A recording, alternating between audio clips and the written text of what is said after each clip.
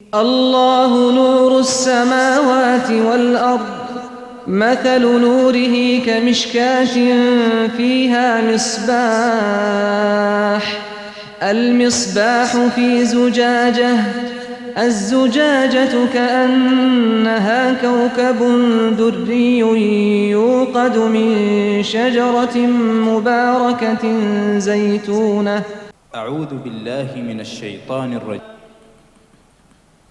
نحمدہ ونصلی علی رسولہ الکریم۔ ہم موافقت نہ ہو، دونوں ایک دوسرے کے حقوق کا خیال نہ رکھیں، اس وقت تک خاندان کے اندر خوشی، راحت، سکون پیدا نہیں ہو سکتا۔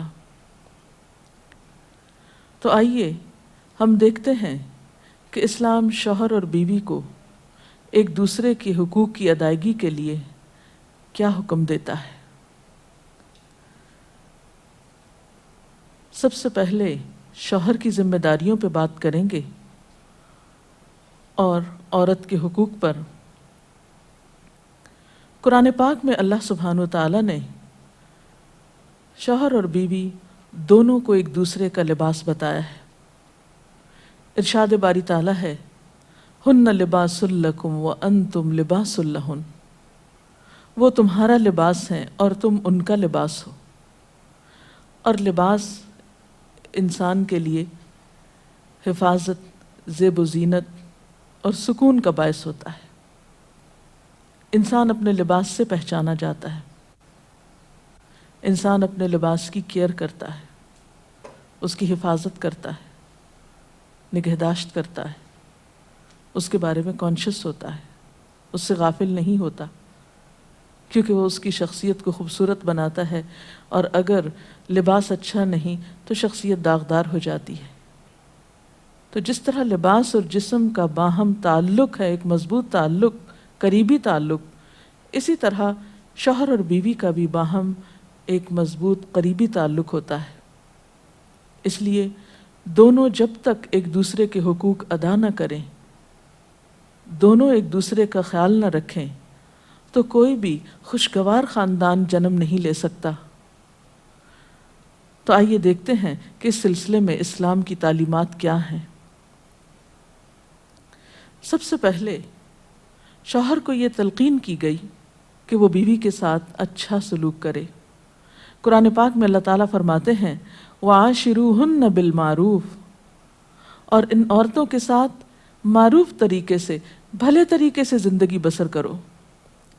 حجۃ الوداع کے موقع پر نبی صلی اللہ علیہ وسلم نے مردوں کو تلقین کرتے ہوئے فرمایا، لوگو سنو، عورتوں کے ساتھ اچھے سلوک سے پیش آؤ، کیونکہ وہ تمہارے پاس قیدیوں کی طرح ہیں۔ تمہیں ان کے ساتھ سختی کرنے کا کوئی حق نہیں سوائے اس صورت کے جب ان کی طرف سے کھلی ہوئی نافرمانی سامنے آئے۔ اسی طرح آپ نے اپنے اس خطبے میں یہ بھی فرمایا کہ دیکھو سنو، تمہارے کچھ حقوق تمہاری بیویوں پر ہیں اور تمہاری بیویوں کے کچھ حقوق تم پر ہیں۔ تمہارا حق ان پر یہ ہے کہ وہ تمہارے بستروں کو ان لوگوں سے نہ روندوائیں جن کو تم ناپسند کرتے ہو، اور تمہارے گھروں میں ایسے لوگوں کو نہ آنے دیں جن کا آنا تمہیں ناگوار ہو، اور سنو، ان کا تم پر یہ حق ہے کہ تم انہیں اچھا کھلاؤ اور اچھا پہناؤ۔ اسی طرح اسلام شوہر کو یہ حکم بھی دیتا ہے کہ وہ بیوی کے ساتھ خوشگمان رہے۔ اور اگر دیکھا جائے تو انسانی گمان اور انسانی سوچ انسان کے عمل کی بنیاد بنتی ہے۔ آپ کسی کے ساتھ بھی اچھا سلوک اسی وقت کر سکتے ہیں جب آپ اس کے بارے میں حسن ظن رکھتے ہوں، اس کے بارے میں اچھی سوچ رکھتے ہوں، اس کے لیے برا نہ چاہتے ہوں۔ اسی لیے ہم دیکھتے ہیں کہ قرآن پاک میں اللہ سبحانہ وتعالیٰ تنقین فرماتے ہیں کہ فَإِن كَرِهْتُمُوهُنَّ فَعَسَىٰ أَن تَكْرَهُوا شَيْئًا وَيَجْعَلَ اللَّهُ فِيهِ خَيْرًا كَثِيرًا، کہ اگر وہ تمہیں کسی وجہ سے ناپسند بھی ہوں تو ہو سکتا ہے کہ ایک چیز تمہیں پسند نہ ہو، مگر اللہ تعالیٰ نے اسی میں تمہارے لیے بہت کچھ بھلائی بنا رکھی ہو۔ اس مفہوم کو آپ صلی اللہ علیہ وسلم نے ایک حدیث میں یوں بیان کیا ہے کہ کوئی مومن اپنی مومنہ بیوی سے نفرت نہ کرے اگر بیوی کی کوئی عادت اس کو پسند نہیں تو ہو سکتا ہے کوئی دوسری خصلت اس کو پسند آ جائے۔ اسی طرح بیوی کے ساتھ عفو درگزر کی روش اختیار کرنے کا بھی حکم دیا گیا ہے، کیونکہ گھر میں 100 معاملات ایسے ہو سکتے ہیں جن میں دونوں کو ایک دوسرے سے اختلاف ہو، یا ایک دوسرے کی کوئی بات ناپسند ہو، یا ایک دوسرے کی طرف سے کچھ زیادتی ہو۔ تو ایسی صورت میں جب تک معاف کرنے کی روش پر عمل نہ کیا جائے بہتری نہیں ہو سکتی، کیونکہ انسان تو خطا کا پتلا ہے، غلطی تو اس سے ہوگی۔ اس لیے قرآن پاک میں خاص طور پر اہل ایمان کو حکم ہے، یا ایھا الذین آمنوا ان من ازواجکم و اولادکم عدوا لکم، اے لوگو جو ایمان لائے ہو، تمہاری بعض بیویاں اور اولاد تمہارے دشمن ہو سکتے ہیں، فاحذروہم، ان سے محتاط رہو، وَإِن تَعْفُوا وَتَصْفَحُوا وَتَغْفِرُوا فَإِنَّ اللَّهَ غَفُورٌ رَحِيمٌ، پھر اگر تم معاف کر دو، بخش دو، عفو درگزر سے کام لو، تو بے شک اللہ تعالیٰ بھی غفور الرحیم ہے۔ معاف کرنے کے لیے یہاں پر 3 الفاظ ایک جگہ پر استعمال ہوئے ہیں، تعفو، تصفحو، تغفرو۔ اس سے آپ اندازہ لگا سکتے ہیں کہ کس قدر تاکید ہے معاف کرنے کی، اور ایک اچھا گھرانہ معاف کیے بغیر ایک دوسرے کو وجود میں آ ہی نہیں سکتا۔ نبی صلی اللہ علیہ وسلم نے خاص طور پر عورت کے ساتھ اچھے سلوک کی تلقین کرتے ہوئے فرمایا، عورتوں کے ساتھ اچھا سلوک کرو، عورت پسلی سے پیدا کی گئی ہے، اور پسلیوں میں سب سے زیادہ اوپر کا حصہ ٹیڑھا ہے، اس کو سیدھا کرو گے تو ٹوٹ جائے گی، چھوڑ دو گے تو ٹیڑھی رہے گی، بس عورتوں کے ساتھ اچھا سلوک کرو۔ بعض اوقات یہ سمجھا جاتا ہے کہ اس میں شاید عورتوں کی توہین کی گئی، نہیں، اس میں عورت کی فطرت کو بتایا گیا ہے کہ اس کے اندر ایک خاص طرح کے جذبات اللہ تعالیٰ نے پیدا کیے ہیں۔ مرد عموماً زیادہ عقل سے کام لیتے ہیں، جبکہ عورت جذبات سے کام لیتی ہے، تو مرد اپنی سوچ کے مطابق عورت سے معاملہ نہ کرے، بلکہ عورت کی پوزیشن کو دیکھتے ہوئے، اس کے جذبات کو دیکھتے ہوئے اس سے معاملہ کرے اور حسن سلوک کرے، تو خاندانی زندگی زیادہ خوشگوار ہو سکتی ہے۔ پھر اسی طرح بیوی کے ساتھ خوش اخلاقی کا برتاؤ کرنے کا حکم دیا گیا۔ آپ صلی اللہ علیہ وسلم نے فرمایا، کامل ایمان والے مومن وہ ہیں جو اپنے اخلاق میں سب سے اچھے ہیں، اور تم میں سب سے اچھے لوگ وہ ہیں جو اپنی بیویوں کے حق میں سب سے اچھے ہیں۔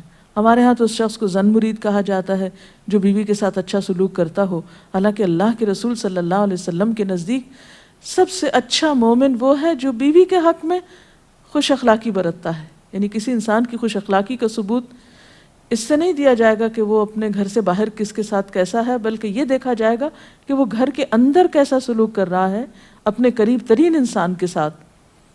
حضرت عائشہ رضی اللہ تعالیٰ عنہا فرماتی ہیں کہ میں نبی صلی اللہ علیہ وسلم کے ہاں گڑیوں سے کھیلا کرتی تھی، میری سہیلیاں بھی میرے ساتھ کھیلتی، جب نبی صلی اللہ علیہ وسلم تشریف لاتے تو سب ادھر ادھر چھپ جاتی، آپ ڈھونڈ ڈھونڈ کر ایک ایک کو میرے پاس بھیجتے تاکہ وہ میرے ساتھ کھیلیں۔ اس سے آپ اندازہ لگا سکتے ہیں کہ آپ صلی اللہ علیہ وسلم کا اپنے ازواج مطہرات کے ساتھ کیسا سلوک تھا، کیسا معاملہ تھا، اور وہ ان کے جذبات کا کس قدر خیال رکھتے تھے۔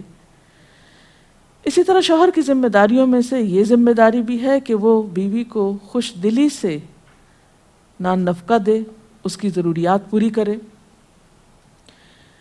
اس سے نہ صرف یہ کہ دنیاوی اعتبار سے وہ اپنی ذمہ داری پوری کرے گا، بلکہ آخرت کے اعتبار سے بھی وہ بہترین اجر و ثواب کا مستحق ہوگا۔ نبی صلی اللہ علیہ وسلم نے فرمایا، 1 دینار وہ ہے جو تم نے اللہ کی راہ میں خرچ کیا، ایک وہ ہے جو تم نے کسی غلام کو آزاد کرنے میں خرچ کیا، ایک وہ ہے جو تم نے کسی فقیر کو صدقے میں دیا، اور ایک وہ ہے جو تم نے اپنے گھر والوں کو صدقے میں دیا، یعنی اپنی بیوی کو کھلایا، اس کی ضروریات پوری کرنے پہ لگایا۔ ان میں سب سے زیادہ اجر و ثواب اس دینار کے خرچ کرنے کا ہے جو تم نے اپنے گھر والوں پہ خرچ کیا۔ وہ لقمہ جو شوہر اپنی بیوی کو کھلاتا ہے وہ شوہر کے حق میں صدقہ لکھا جاتا ہے، یعنی فریضے کی ادائیگی تو اپنی جگہ، لیکن اس کا خرچ کرنا اس کے لیے باعث ثواب ہے اس مد میں۔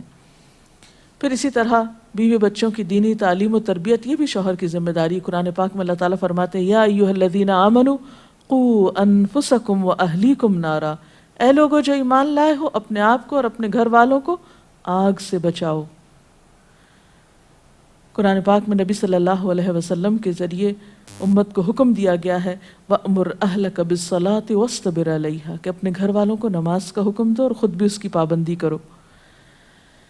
اسی طرح بیوی کے لیے بھی کچھ احکامات ہیں، بیوی کی بھی کچھ ذمہ داریاں ہیں جو اسے شوہر کے حق میں پوری کرنا ہے۔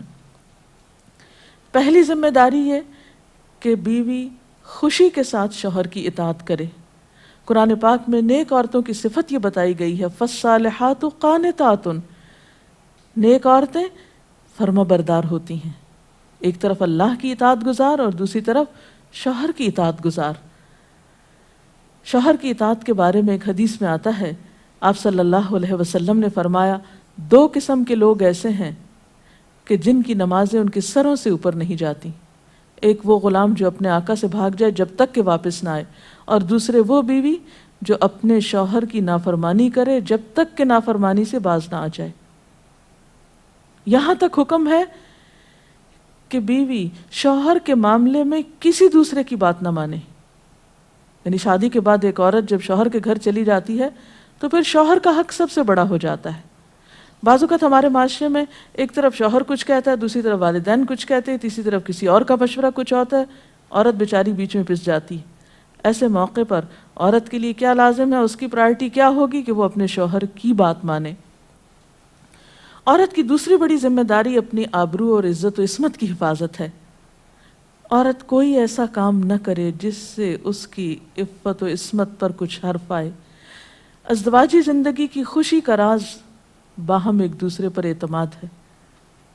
اگر کوئی بھی ایسا کام عورت کرتی ہے جس سے شوہر کے دل میں شک ہو جاتا ہے، اعتماد ختم ہو جاتا ہے، تو اس سے ازدواجی زندگی کی خوشیاں ختم ہو جاتی ہیں۔ یہ اعتماد بے حد ضروری ہے، اور اس کے لیے اپنی عزت عصمت کی خصوصی حفاظت۔ نبی صلی اللہ علیہ وسلم نے فرمایا عورت جب 5 وقت کی نماز پڑھے، اپنی آبرو کی حفاظت کرے، اپنے شوہر کی فرما بردار رہے، تو وہ جنت کے جس دروازے سے چاہے داخل ہو جائے۔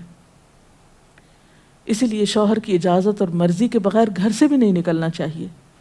حضرت معاذ بن جبل کہتے ہیں کہ نبی صلی اللہ علیہ وسلم نے فرمایا خدا پر ایمان رکھنے والی عورت کے لیے جائز نہیں کہ وہ اپنے شوہر کے گھر میں کسی ایسے کو آنے دے جس کا آنا شوہر کو پسند نہ ہو، اور ویسی صورت میں گھر سے نکلے جب اس کا نکلنا شوہر کو پسند نہ ہو۔ اطاعت کے علاوہ شوہر کو خوش رکھنا یہ بھی بے حد ضروری ہے۔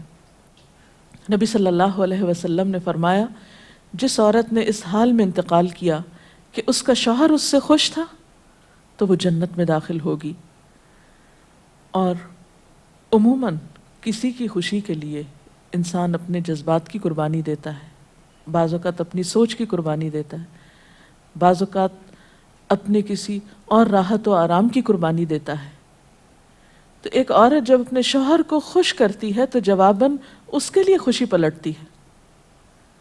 اس لیے گھریلو زندگی کی خوشی کا انحصار اسی بات پر ہے کہ دونوں ایک دوسرے کے لیے قربانی کے جذبات رکھتے ہوں، ایک دوسرے کے لیے رحمت اور ایک دوسرے کے لیے مودت کا ذریعہ ہوں، جیسا کہ قرآن پاک میں شادی کا مقصد ہی یہ بتایا گیا کہ دونوں کے درمیان باہم مودت اور رحمت کے جذبات ہوں، ایک دوسرے کے لیے سکون کا باعث ہوں، تاکہ انسانی زندگی بہترین طریقے پر رواں دواں رہے۔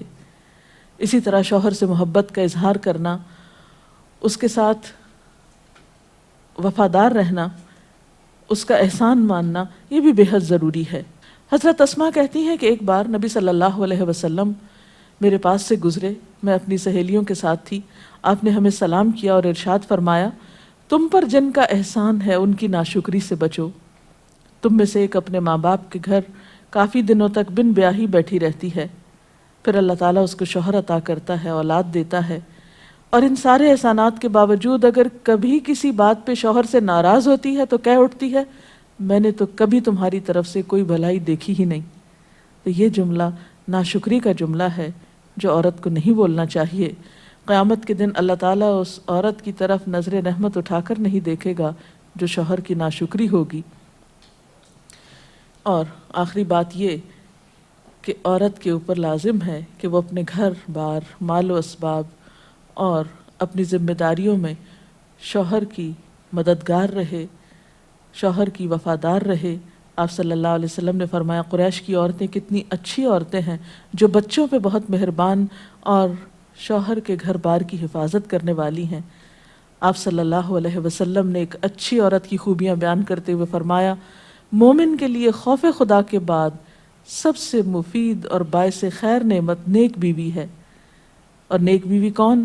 جب وہ شوہر اسے کسی کام کے لیے کہے تو خوشی سے کر دے، جب اس پہ نگاہ ڈالے تو اسے خوش کر دے، جب اس کے بھروسے پہ قسم کھائے تو وہ اس کی قسم پوری کر دے، جب وہ کہیں چلا جائے تو اس کے پیچھے اپنی عزت و آبرو کی حفاظت کرے، اور شوہر کے مال و اسباب کی اور ان سب چیزوں کی نگرانی میں شوہر کی خیر خواہ اور وفادار رہے، اور اس کے ساتھ ساتھ اپنی صفائی، زیبائش اور سلیقہ مندی کا بھی ثبوت دے۔ اس سلسلے میں اگر آپ کے ذہن میں مزید کچھ سوالات ہوں تو آپ کر سکتے ہیں۔ اگر والدین اور شوہر دونوں میں سے کسی ایک کی بات ماننے کا جیسے وقت ہو تو پھر کس کی بات پہلے مانی جائے گی؟ شادی کے بعد شوہر کی بات ماننا زیادہ ضروری ہے بنسبت کسی اور کے، کیونکہ واضح طور پر آتا ہے کہ عورت شوہر کے معاملے میں کسی دوسرے کی بات نہ مانے۔ اگر شوہر کوئی ایسا حکم دے جو کہ شریعت کے خلاف ہو تو کیا اس کا حکم ماننا چاہیے؟ شریعت دین کے خلاف؟ یہ تو ایک اصول ہے، لا طاعۃ لمخلوق فی معصیۃ الخالق، کہ کسی مخلوق کی یعنی کسی انسان کی اطاعت جائز ہی نہیں جہاں اللہ کی نافرمانی ہو رہی ہو۔ یہ تو ایک واضح اور طے شدہ بات ہے، اس لیے جہاں اطاعت کی بات ہوگی وہ معروف میں ہوگی، نیکی اور بھلائی کے کاموں میں ہوگی، شر میں اور برائی میں نہیں ہوگی۔ اگر کسی کا شوہر ناراض اس کا انتقال ہو جائے، وہ ناراض ہو اس کا انتقال ہو جائے، ایسی بیوی کیا کرے؟ بعد میں شوہر کے لیے دعا مغفرت کرے، اس کی طرف سے صدقہ خیرات کرے تو انشاءاللہ اللہ تعالیٰ معاف کرنے والا ہے۔ ڈاکٹر صاحبہ، اگر ایک پارٹنر اپنے حقوق اپنے فرائض پورے کرتا ہے لیکن دوسرا جو ہے وہ نہیں کر رہا، تو اس صورت میں پھر کیا رویہ ہونا چاہیے؟ اس میں یہ کہ حسن سلوک کے ساتھ دوسرے شخص کو توجہ دلانی چاہیے کہ وہ اپنے حقوق پورے کرے، کیونکہ تالی دونوں ہاتھوں سے بجتی ہے۔ ایک شخص کب تک اچھا سلوک کر سکتا ہے اگر دوسری طرف سے اچھا سلوک نہ ہو؟ لیکن یہ یاد رکھیے کہ انسان بد اخلاقی کے ساتھ نہ کسی کا دل جیت سکتا ہے، زور زبردستی کے ساتھ کسی سے اپنے حقوق نہیں منوا سکتا۔ وقتی طور پہ ہو سکتا ہے کوئی پریشرائز ہو جائے، لیکن کسی کے دل میں اپنی جگہ نفرت یا سختی سے نہیں بنائی جا سکتی، محبت کے ساتھ ہی بنتی ہے۔ اس لیے صبر سے کام لینا چاہیے، اس معاملے میں جلد بازی نہیں کرنی چاہیے، اور دوسرے کو اپنے اخلاق کے ساتھ درست کرنے کی کوشش کرنی چاہیے، کیونکہ شوہر اور بیوی کا باہم تعلق جو ہے وہ بنیادی طور پر ہے ہی محبت کا تعلق۔ اگر شوہر دینی تعلیم کو اہمیت نہیں دیتا لیکن بیوی اسے حاصل کرنا چاہتی ہے تو ایسے میں بیوی کو کیا کرنا چاہیے؟ اب دیکھیے کہ دین کی تعلیم تو یہی ہے کہ طلب العلم فریضۃ علی کل مسلم، علم حاصل کرنا ہر مسلمان پر فرض ہے۔ اس میں جیسے مرد کا حق ہے علم حاصل کرنے کا، ایسا ہی عورت کا بھی حق ہے، کیونکہ علم کے بغیر تو زندگی اندھیر ہے۔ نہ انسان دنیا میں صحیح طور پر زندگی بسر کرتا ہے اور آخرت میں بھی وہ کیسے حساب کتاب دے سکتا ہے جب اس کو پتہ ہی نہیں کہ اس کی ذمہ داریاں کیا ہیں، اسے کیا کرنا چاہیے اور کیا نہیں کرنا چاہیے۔ تو اس لیے اسلام نے ایسے معاملے میں عورت کو حق دیا ہے کہ وہ اپنا حق لے سکتی ہے، یعنی اگر شوہر نہیں بھی راضی تو وہ دینی علم حاصل کر سکتی ہے جس پر اس کی دنیا اور آخرت کی فلاح کا انحصار ہے۔